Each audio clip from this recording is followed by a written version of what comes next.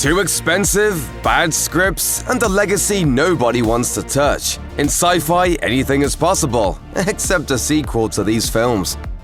Tom Cruise is no stranger to sci-fi, having starred in films such as Minority Report and Edge of Tomorrow. One that is often overlooked, however, is 2013's Oblivion. Directed by Joseph Kosinski, Oblivion thoughtfully explores ideas of isolation, love, and survival. Not only is the movie visually stunning, but it also includes the supporting talents of Olga Kurylenko, Nikolai Coster-Waldau, and Morgan Freeman, and features a breathtaking soundtrack composed by the French electronic band M83. Cruise plays Jack Harper, a technician who lives on a remote base in a post-apocalyptic world. He and his partner Victoria, played by Andrea Riseborough, are seemingly the only humans on Earth and are tasked with protecting the ruins of the planet from alien scavengers. Harper believes that he and Victoria will rejoin the remaining human colonists on Saturn's moon once they have completed their objective. However, as they go forward with their task, Harper begins to question who and what he is, and if what he and Victoria are doing is right. I don't know what happened, but you're not who you think you are. Oblivion does leave us with lots of questions that could be expanded upon. It's the kind of story that would really lend itself to a prequel. It would be interesting to see a film explore how the war-ravaged Earth ended up this way, and what Harper's life was like beforehand. With Cruise still in great shape and the advancements of de-aging technology, a prequel with the same cast wouldn't be out of the question.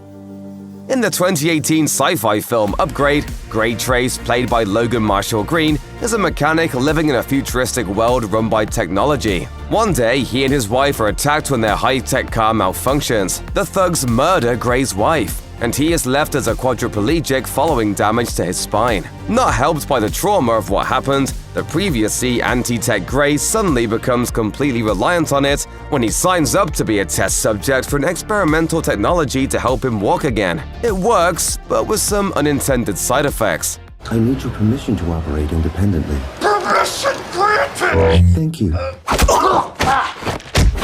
Upgrade shows what someone is capable of doing when they're left with no choice, and the film's ending leaves plenty of room for more exploration. The experiment leaves Gray as an overpowered supercomputer with no empathy for humanity, and this offers so much opportunity for a sequel or franchise. The good news is the filmmakers agree, and Deadline announced in 2020 that director Lee Warnell and producer Jason Blum were turning the movie into a television series. Set a few years after the events of the film, the series will focus on a new host, as well as the ways that the government is using evolved technology to deal with criminals and illegal activity. It might not be an easy road to getting the series made, however. In 2021, Blum told Collider that the first scripts didn't make the grade, saying, "We're working on the scripts again, so that we can get an order." Since then, news has gone quiet about the state of the project, but hopefully it'll get off the ground soon. Directed by Josh Trank, Chronicle was a surprise critical success and box office hit when it was released in 2012. The found-footage film takes the idea of a superhero's origin story and flips it on its head to tell us a villain's origin story instead, delivering a film that is heartfelt, suspenseful, and even uncomfortable at times. Andrew Detmer, played by Dane DeHaan, is a high school student who gets bullied by his peers and father. One day, he, along with his cousin Matt, played by Alex Russell, and popular jock Steve, played by Michael B. Jordan, stumbles across a meteor that gives them telekinetic powers. At first, they use their abilities to enhance their lives. However, as Andrew's suffering grows, so does his need to take power. Consumed by rage, he begins to see himself as an apex predator and believes everyone else is beneath him and should be destroyed. Chronicle ends with Matt promising Andrew that he'll do good work with his gifts. But now that the world has seen their powers, what will Matt do? And how will Andrew's actions and death haunt Matt into his adult life? Only a sequel can answer that. While screenwriter Max Landis had penned a sequel, Trank didn't want to move ahead with it. The director told Polygon, "I really didn't ever want to see Chronicle 2 happen. That was my worst nightmare. Unless he has a change of heart, a follow-up seems very unlikely."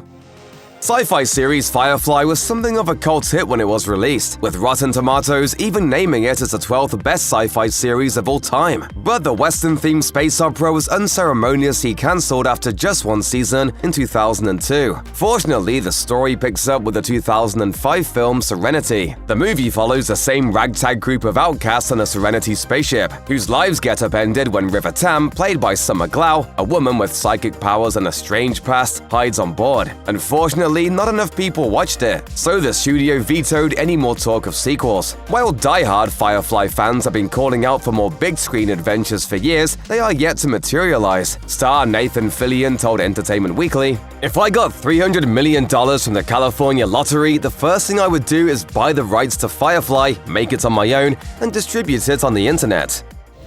So no more running. I aim to misbehave. In a later interview with Esquire, Fillion said that this comment accidentally rallied the troops, as fans started raising money for him to get the rights. Going forward, he intends to be more careful giving voice to his pipe dreams. Audiences are used to seeing Tom Cruise play the dashing hero, but 2014's Edge of Tomorrow offers something new. The character he plays is a bit of a coward. Cruise plays PR officer Major William Cage, a man reluctantly thrust into a raging war between humans and a seemingly unbeatable race of aliens. Says here you're a deserter. Says here you were caught impersonating an officer. At one point in a battle, Cage gets infected with alien blood just before dying. He miraculously wakes up 24 hours prior, seemingly the only person with memories of his time on the battlefield. It's Groundhog Day meets an alien invasion story, as Cage dies repeatedly in combat. Forced to relive the same battle, he eventually becomes a better fighter under the tutelage of Emily Blunt's Sergeant Rita Vrataski, who had previously held the same ability. Talk of the new chapter of Edge of Tomorrow began almost immediately, and in 2016, director Doug Liman told Collider that he had plans to do a prequel. In 2019, Entertainment Weekly confirmed that an Edge of Tomorrow prequel was in development at Warner Brothers, but just 2 years later, it ironically seemed to be stuck in a loop. Emily Blunt told Entertainment Weekly in 2021 that she had read the treatment for Edge of Tomorrow 2, saying, "It was an amazing script, but I just don't know what the future holds for it." Honestly, I think the movie's too expensive. Robert Zemeckis' 1997 feature Contact, based on Carl Sagan's novel of the same name, follows Dr. Ellie Arroway, played by Jodie Foster, a communications specialist who finds proof of alien life. Tasked with going to space in order to make first contact with them, her journey challenges her in ways she never anticipated. Contact is a layered philosophical story that just happens to be sci-fi as well. It's not a big blockbuster action flick like Independence Day. Instead, it offers a slow build that leaves you questioning the nature of life and what it means to make true connections. I should have said the poet. So beautiful. Jodie Foster is not an actor who likes to do sequels. She famously passed on reprising her role as Clarice in the sequel to Silence of the Lambs, unless the plot is exactly what she wants. Since Contact is a movie she holds very close to her heart, a sequel is unlikely. Carl Sagan died while the film was in production. Speaking to Vulture about him, Foster said that, "To be responsible in a way for the legacy of Carl Sagan is really amazing to me. That feels just like a really big deal in my life." Until I sat down with Carl, I don't think I really thought much about the vastness of the universe. A sequel to Contact isn't totally out of the question. Co-screenwriter Michael Goldenberg told Vulture that he has a pitch for a limited series, but so far, nothing has come from that. Christopher Nolan likes to take audiences on unexpected journeys, and his 2010 sci-fi film Inception does just that. The film plays around with dreams and how they can be powerful motivators. Although much of Inception feels like a heist film, the story is ultimately about the lengths a father will go to in order to be with his family. Leonardo DiCaprio plays Dom Cobb, a man wrongly accused of murdering his wife. Did the children miss me?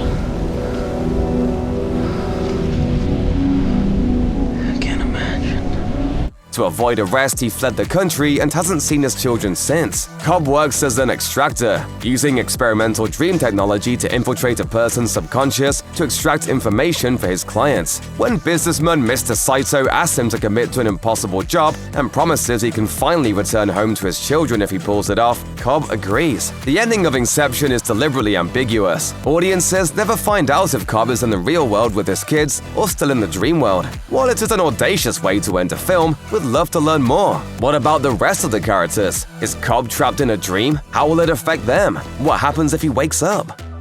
Based on the book by Andy Weir, Ridley Scott's 2015 film The Martian stars Matt Damon as botanist Dr. Mark Watney. After finding himself stranded on Mars, Watney is tasked with trying to survive while NASA works on a rescue mission to bring him back home. Set in the year 2035, the sci-fi film offers a fresh take on the genre, with a focus on pure survival rather than the discovery of alien creatures.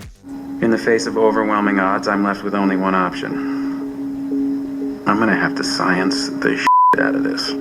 The biggest challenges Watney faces are finding and rationing basic necessities like food and water, and trying to maintain his sanity. The Martian was loved by audiences and critics alike, and it was nominated for a total of 7 Oscars, but it's unlikely that a sequel will materialize. However, the rights to Andy Weir's follow-up novel Artemis, described as an adrenaline-charged crime caper, have been acquired by 20th Century Fox and New Regency.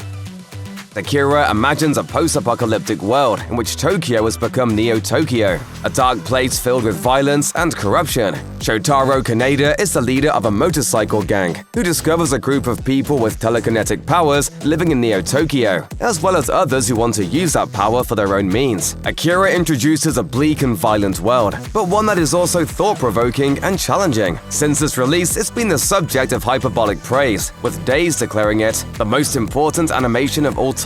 While there have been numerous attempts to turn Akira into a live-action movie, with Warner Brothers first acquiring the rights in 2002, so far nothing has emerged. The story presents a number of challenges, but that's not to say people aren't trying to bring it back. Taika Waititi was the most recent director tipped to do the live-action remake, but his plans got pushed so he could do the Thor movies. In 2021, Waititi told Wired he still wants to do the film, saying, "I'm still trying, I don't want to give up on that." Steven Spielberg's Ready Player One, adapted from the Ernest Cline novel, brings together nostalgia, pop culture, and a hugely enjoyable adventure story. In a dystopian future, people find solace in a virtual reality game called Oasis. In the game, you can be whoever and whatever you want. Wade Watts is a lonely teenager who goes by the name of Parzival in Oasis. When the founder of the game dies, it's announced that whoever can solve a puzzle and find the golden key will become the new owner of the game. If you're watching this, I'm dead.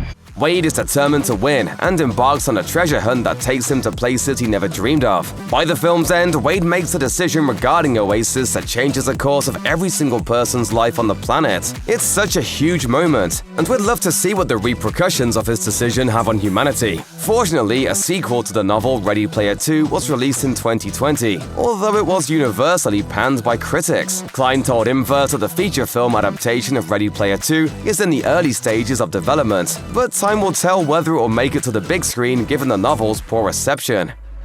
As a debut feature from writer and director Andrew Niccol, Gattaca is a pretty impressive first offering. The movie stars Ethan Hawke, Uma Thurman, and Jude Law, and is a thoughtful exploration of the meaning of life in an advanced society that uses genetics to determine a person's place in the world. In the not-so-distant future, parents are able to splice together the best part of their genes to make a genetically superior child. Anyone that's born the old-fashioned way is considered to be inferior, and given a lower standing in society because of it. Hawke portrays Vincent Freeman, one of those unlucky children. He meets the genetically superior Jerome Eugene Morrow, played by Jude Law, a former Olympic athlete who's become paralyzed. The two decide to cheat the system, and Vincent pretends to be Jerome. They won't believe that one of their elite could have suckered them all this time.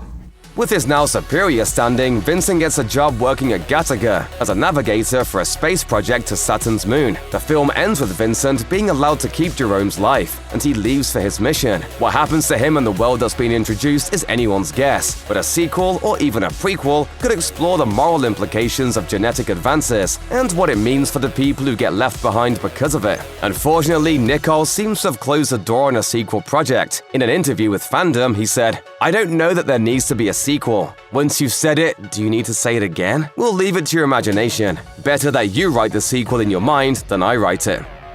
Starring Sigourney Weaver, Alan Rickman, and Tim Allen, Galaxy Quest is a sci-fi cult classic that everyone needs to experience. While on the surface it looks to be a film that just pokes fun at Star Trek, it really is so much more than that. It's a fun story about how fame and fortune can ruin relationships, and sometimes you just need a quick trip around the universe to make things right again. The film follows a group of actors from the cancelled sci-fi show Galaxy Quest. For the most part, the cast can't stand the show's original lead, Jason Nesmith, played by Tim Allen. However, when a group of aliens abducts the cast, believing what they've watched to be fact rather than fiction, the actors face the biggest challenge of their careers, being actual heroes. This is great. Usually it's just cardboard walls in a garage. Star Trek is a franchise that seems to run and run, so it is only right that Galaxy Quest should receive the same treatment, especially as the film ends with the cast getting their show renewed. Collider reports that Amazon Prime is poised to revive Galaxy Quest as a television series. However, following the tragic passing of Alan Rickman, they paused their plans. Weaver shares that if the revival series does move forward, it will focus on a younger Galaxy Quest cast, joining forces with the remaining original cast members for another adventure in space. When you talk about cult classic sci-fi films, no list is complete without 1997's The Fifth Element. The film stars Mila Jovovich as Lilo, the embodiment of the titular fifth element, who must combine herself with the other elements to stop the great evil from destroying everything. Luckily, she falls into the cab of New Yorker Corbin Dallas, and he helps her on her journey to save the world. In many ways, The Fifth Element could be considered as hugely ahead of its time, a sentiment with which director Luc Besson agrees. Besson points out that not only was the movie more comedy than action, but it also had a woman as the primary action star. This, combined with the outlandish costumes designed by Jean-Paul Gaultier and the decision to have one of the main characters unable to speak English, made the film a hard sell. Audiences didn't quite know what to make of it, and this was reflected in its disappointing initial box office figures, which put a stop to any talk of a sequel. However, given audiences' receptiveness to the weird and wonderful and the subsequent cult status of The Fifth Element, a sequel would likely be welcome. Just because Lilo and Dallas saved the planet once doesn't mean that they can't do it again. What doesn't kill you makes you stronger. Directed by Christopher Nolan, 2014's Interstellar explores the possibilities of wormholes, time displacement, and above all else, family. It's an emotional tale of a father who leaves his children in the hopes of giving them a better life. With food running out and the planet growing closer to mass-level extinction, Earth can no longer sustain humanity, and so an alternative place to live must be found. Find us a new home, and by the time you return, I will have solved the problem of gravity. Matthew McConaughey plays single dad Cooper, who is tasked with leading a team to find a new habitable planet. While Interstellar tells a beautifully poignant story, it ultimately has a sad ending for Cooper. When he eventually gets back home after many years have passed, his young daughter is on her deathbed. Nobody believed me, but I knew you'd come back. Interstellar ends with Cooper leaving once more to find his mission partner, Dr. Amelia Brand, who is still traveling alone in space somewhere with no idea about what happened to Earth and humanity. A story about their adventures would be an intriguing tale, especially after the success that Interstellar enjoyed upon its release. While doing the press tour for Interstellar in 2014, McConaughey told Sky News that a sequel was possible, but nothing has come of it yet.